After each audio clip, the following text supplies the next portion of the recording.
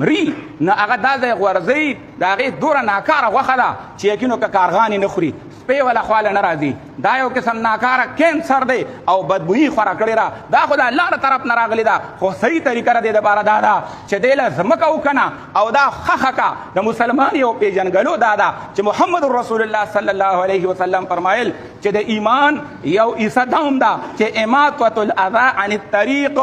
د لارې نه ضرري شی لر که چې خلکو ته پې تکلیف دی هغه شی اخوا که نو تکلیف در رسېدلی دی دا منم په دې تاوان دې خفه یم خو دا د الله له طرف نه ده دا په نیرونو کې غورځول دا په کندو کې غورځول د دې په بدبویۍ باندې خلک خفه کولو دا د مسلمان شان نه دی موږ د هغه پیغمبر امتیان یو چې لارې پاکولې موږ د هغه پیغمبر امتیان یو مسلم شریف کې حدیث پاک دی صحابي راغی وی یاره ما ته یو کار وښیې داسې چې ما له ډېره فایده راکوي ما له ډېر خیر راکوي ما ته ډېر ثواب میلاویږي پیغمبر علیه السلام هغه صحابي ته وی اعزل الاذى انت د مسلمانانو د لارې نه ضرري شی لر کوه د بدبویۍ شی لر کوه غنه لر کوه ګټه لر کوه د مسلمانانو لارې کولو که د ضرري څیز نه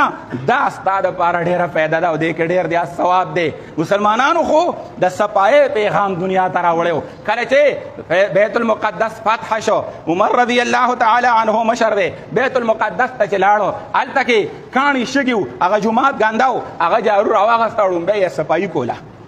صحابه کرام راغله وی موږ له جارو راکا امیر المؤمنین دا به موږ جارو کوو هغه ورته ځان لکه ثواب ګټئ جارو کوئ که نه ځای پاک کې تاسو خو وایئ چې زموږ پیغمبر د پردی بوډۍ کور پاکاو چې کافره وه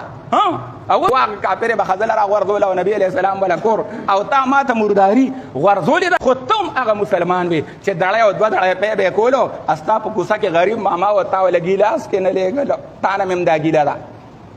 تا په کوڅه باندې کونډه دیره وه او تا ټیکې کړې وې ټیکهداره او غریب سړي له په باټي کې بلداره چې حکومت له ګانې مړې شوې چې هغې له تاوان ورکړي دا د حکومت ذمهداري ده دا د مسلمانانو ذمهداري ده قرآن کې واقعه ده سکندر ذوالقرنین هغه یو علاقې ته تللی هغه خلکو ورته وایي موږ به پیسې راغونډې کړو موږ تنګ یو د تاوان نه ان یاجوج و ماجوج مفسدون فی الارض فهل نجعل لك خرجا علی بینهم سدا